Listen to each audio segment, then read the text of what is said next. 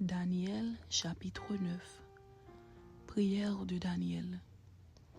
La première année de Darius, fils d'Assuérus, de la race des Mèdes, lequel était devenu roi du royaume des Chaldéens. La première année de son règne, moi, Daniel, je vis par les livres qu'il devait s'écouler 70 ans pour les ruines de Jérusalem, d'après le nombre des années dont l'Éternel avait parlé à Jérémie le prophète. Je tournai ma face vers le Seigneur Dieu afin de recourir à la prière et aux supplications en jeûnant et en prenant le sac et la cendre. Je priai l'Éternel mon Dieu et je lui fis cette confession. Seigneur, Dieu grand et redoutable, toi qui gardes ton alliance et qui fais miséricorde à ceux qui t'aiment et qui observent tes commandements, nous avons péché, nous avons commis l'iniquité, nous avons été méchants et rebelles, nous nous sommes détournés de tes commandements et de tes ordonnances. Nous n'avons pas écouté tes serviteurs, les prophètes, qui ont parlé en ton nom. À nos rois, à nos chefs, à nos pères et à tout le peuple du pays. À toi, Seigneur, est la justice, et à nous la confusion de face.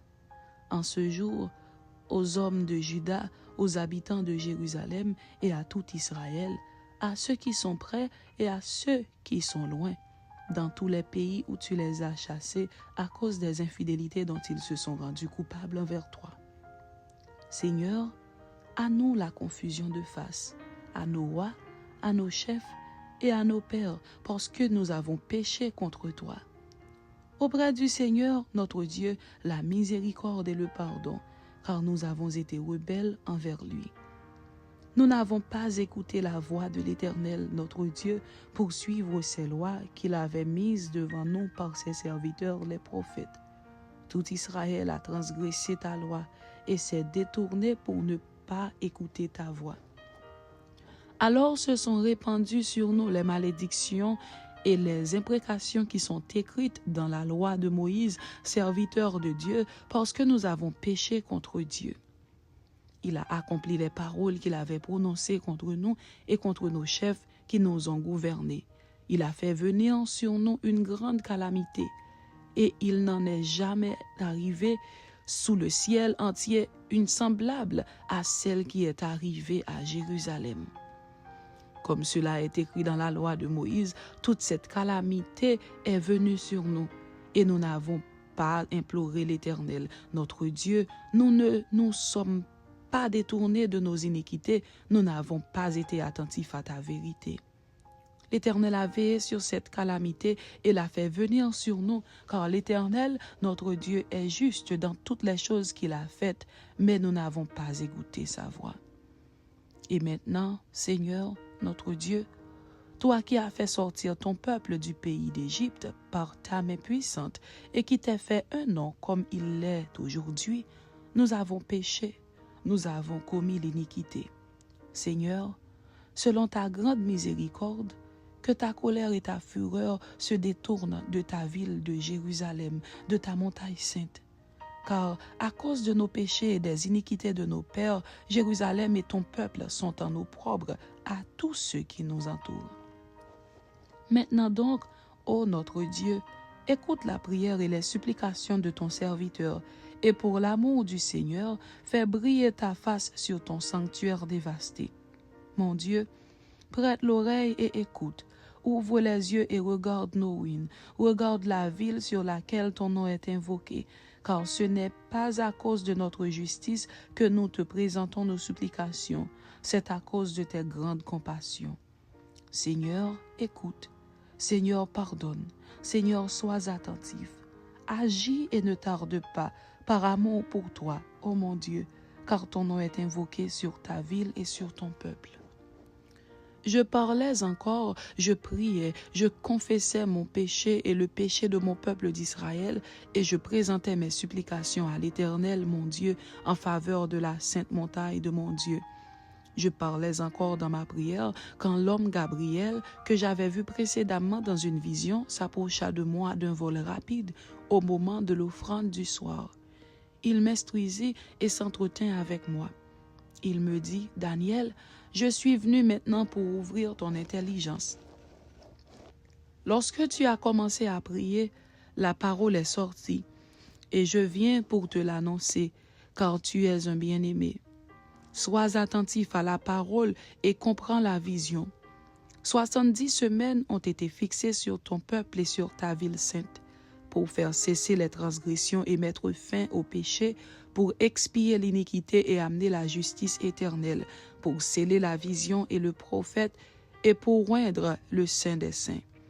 Sache-le donc et comprends. Depuis le moment où la parole a annoncé que Jérusalem sera rebâtie jusqu'à loin, au conducteur, il y a 7 semaines. Dans 62 semaines, les places et les fossés seront rétablis. Mais en des temps fâcheux, après les 62 semaines, un oint sera retranché, et il n'aura pas de successeur. Le peuple d'un chef qui viendra détruira la ville et le sanctuaire, et sa fin arrivera comme par une inondation. Il est arrêté que les dévastations dureront jusqu'au terme de la guerre. Il fera une solide alliance avec plusieurs pour 1 semaine, et durant la moitié de la semaine, il fera cesser le sacrifice et l'offrande.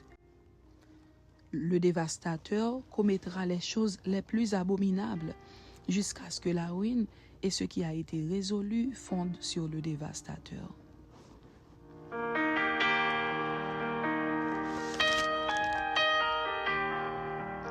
Daniel chapitre 10.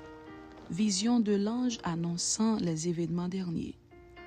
La 3e année de Cyrus, roi de Perse, une parole fut révélée à Daniel qu'on nommait Belchazzar. Cette parole qui est véritable annonce une grande calamité. Il fut attentif à cette parole et il eut l'intelligence de la vision. En ce temps-là, moi, Daniel, je fus 3 semaines dans le deuil.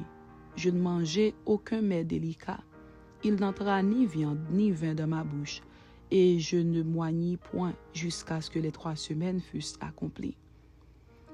Le 24e jour du 1er mois, j'étais au bord du grand fleuve qui est Hiddekel. Je levai les yeux, je regardai, et voici, il y avait un homme vêtu de lin, et ayant sur les reins une ceinture d'or du phase. Son corps était comme chrysolite, son visage brillait comme l'éclair, ses yeux étaient comme des flammes de feu, ses bras et ses pieds ressemblaient à de l'airain poli, et le son de sa voix était comme le bruit d'une multitude. Moi, Daniel, je vis seul la vision, et les hommes qui étaient avec moi ne la virent point. Mais ils furent saisis d'une grande frayeur, et ils prirent la fuite pour se cacher. Je restai seul, et je vis cette grande vision. Les forces me manquèrent, mon visage changea de couleur et fut décomposé, et je perdis toute vigueur. J'entendis le son de ces paroles, et comme j'entendais le son des paroles, je tombai frappé d'étourdissement, la face contre terre. Et voici, une main me toucha et secoua mes genoux et mes mains. Puis il me dit, « Daniel, homme bien-aimé, sois attentif aux paroles que je vais te dire, et tiens-toi debout à la place où tu es, car je suis maintenant envoyé vers toi. » Lorsqu'il m'eut ainsi parlé, je me tins debout en tremblant. Il me dit, « Daniel, ne crains rien, car dès le 1er jour où tu as eu à cœur de comprendre et de t'humilier devant ton Dieu, tes paroles ont été entendues, et c'est à cause de tes paroles que je viens. Le chef du royaume de Perse m'a résisté 21 jours, mais voici, Michaël, l'un des principaux chefs, est venu à mon secours, et je suis demeuré là auprès des rois de Perse. Je viens maintenant pour te faire connaître ce qui doit arriver à ton peuple dans la suite des temps, car la vision concerne encore ces temps-là. » Tandis qu'il m'adressait ces paroles, je dirigeai mes regards vers la terre et je gardai le silence. Et voici, quelqu'un qui avait l'apparence des fils de l'homme toucha mes lèvres. J'ouvris la bouche, je parlais, et je dis à celui qui se tenait devant moi, « Mon Seigneur, la vision m'a rempli d'effroi et j'ai perdu toute vigueur. Comment le serviteur de mon Seigneur pourrait-il parler à mon Seigneur? Maintenant, les forces me manquent et je n'ai plus de souffle. » Alors celui qui avait l'apparence d'un homme me toucha de nouveau et me fortifia. Puis il me dit, « Ne crains rien, homme bien-aimé, que la paix soit avec toi. Courage, courage. » Et comme il me parlait, je repris des forces et je dis, « Que mon Seigneur parle, car tu m'as fortifié. » Il me dit, « Sais-tu pourquoi je suis venu vers toi? Maintenant, je m'en retourne pour combattre le chef de la Perse. Et quand je partirai, voici, le chef de Javan viendra. Mais je veux te faire connaître ce qui est écrit dans le livre de la vérité. Personne ne m'aide contre cela, excepté Michaël, votre chef. » Amen. C'était Daniel chapitre 9 et Daniel chapitre 10. Que Dieu vous bénisse. Amen.